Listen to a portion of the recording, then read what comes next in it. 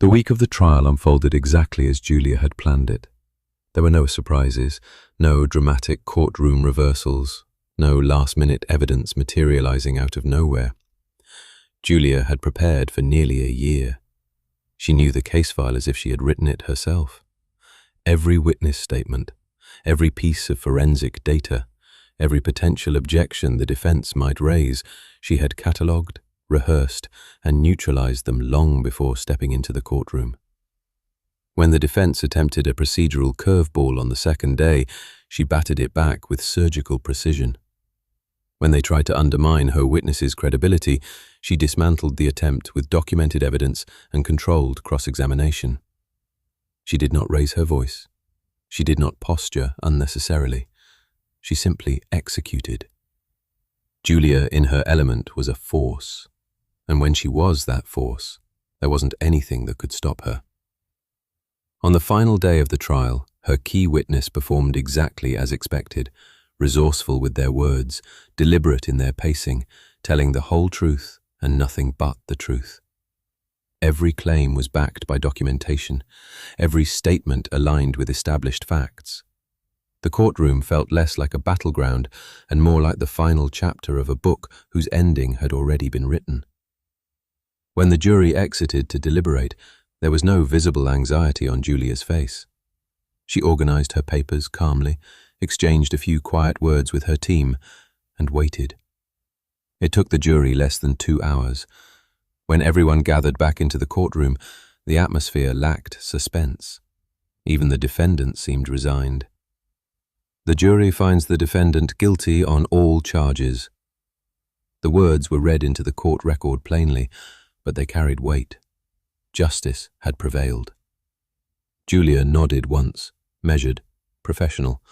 No dramatic exhale, no visible celebration. She shook hands with colleagues, thanked her team, acknowledged the judge. It took nearly an hour to complete the ritual of congratulations and gratitude. She exited the courtroom and descended the courthouse steps where cameras were already gathering. Microphones extended toward her. "How do you feel about the verdict? Do you believe this sets precedent? Any statement for the victims?" She delivered what she always did, controlled, articulate sound bites. "We're glad to see justice having prevailed," she said, voice steady. "This verdict reflects the integrity of the judicial process." She was accustomed to the cameras. The spotlight did not intimidate her. The superficial elements of recognition were not new. What was new was what stood beyond the flashing lights. On the far end of the street, well behind the media cluster, leaned a familiar figure against a 15-year-old Toyota Tacoma. Brian, hands in pockets, watching her from a distance, not competing with the cameras, not seeking attention. Just there. When the media dispersed and the courthouse steps cleared, Julia gathered her briefcase and walked directly toward him. Before she could say a word, he spoke first. "By the smug look on your face and the grand lights of the paparazzi I just witnessed, it does appear that you have won your case," he said with mock seriousness. "Now I must ask myself, am I ever going to hear the end of this?" His tone was sarcastic, thoughtful. Julia adjusted the strap of her briefcase. "Grounded as you are, sir," she replied evenly. "Given all of your limitations, you have assumed correctly, both on the result of the trial and its aftermath. You are unlikely to ever hear the end of this." He laughed. He took her briefcase from her hand without asking, pulled her into a firm embrace, and kissed her in full daylight. No cameras now, no spectacle. "Sushi to celebrate?" he asked. "Of course," she replied. They climbed into the Tacoma and drove away from the courthouse. At the restaurant, Julia ordered expansively. Specialty rolls, sashimi, spicy tuna.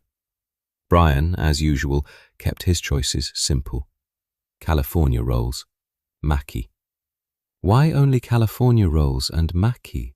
Julia asked again, for what felt like the 1000th time. I have simple tastes, Julia, Brian declared. The quality of the restaurant is not going to change that. She narrowed her eyes in theatrical annoyance. You are impossible. Her frustration carried no real weight. A smile broke through almost instantly. Brian noticed, as he always did, and shifted the conversation. So what's next, Julia? She paused mid-bite. You know, I haven't thought about it, she admitted. This trial has consumed me for the better part of a year. Its result and conclusion are satisfactory, of course. She glanced at him. I have you now, and I couldn't be happier with you being a major part of my life. I guess I haven't really put much thought into it, about what happens next. Brian studied her face carefully as she spoke. He saw beneath the surface, certainty in some areas, ambiguity in others. Are you sure about that, Julia? He asked quietly. Sure about what? Are you sure you couldn't be happier? He let the question sit. Julia slowly put down her chopsticks. She stared at him. What is he asking me?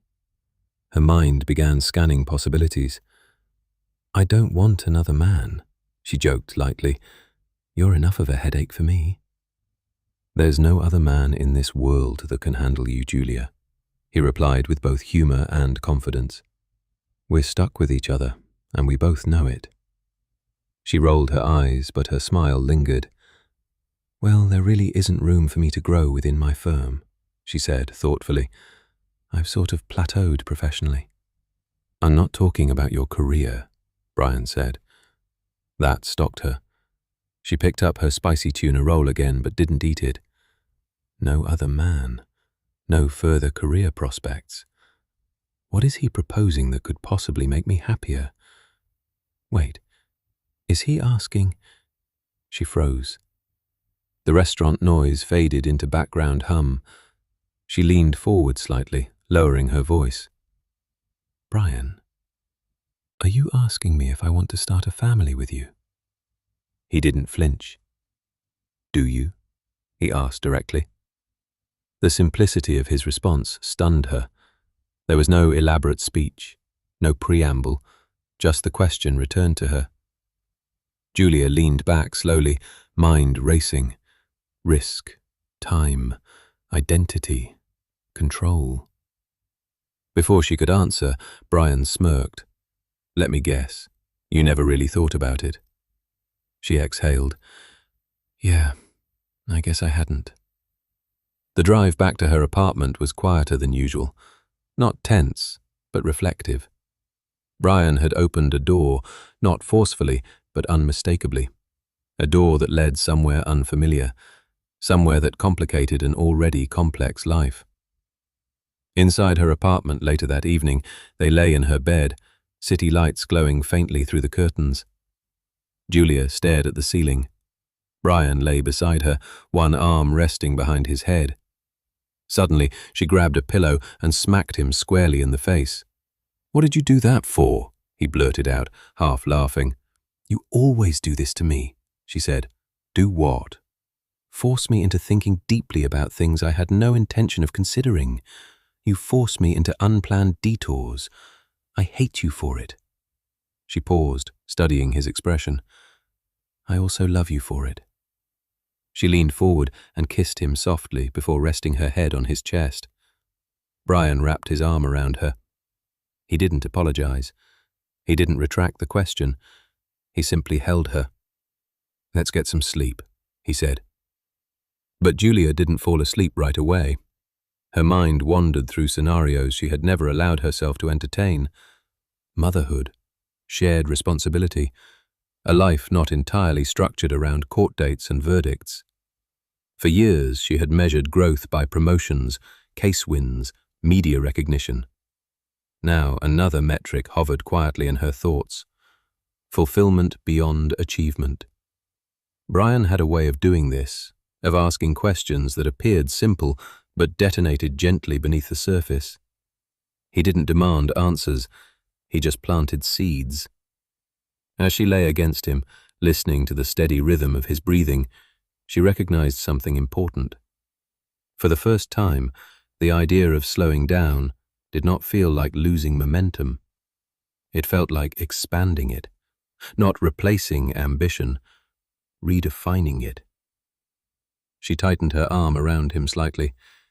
He had asked her if she could be happier. The honest answer, she realized, was yes. Not because something was missing, but because something new could be added. And in the quiet space between accomplishment and possibility, Julia allowed herself to imagine a future she had never formally planned, but suddenly could see clearly. Brian did not need to push further. The question had done its work, and for a woman who had built her life on certainty, the willingness to consider uncertainty might have been the most transformative verdict of all.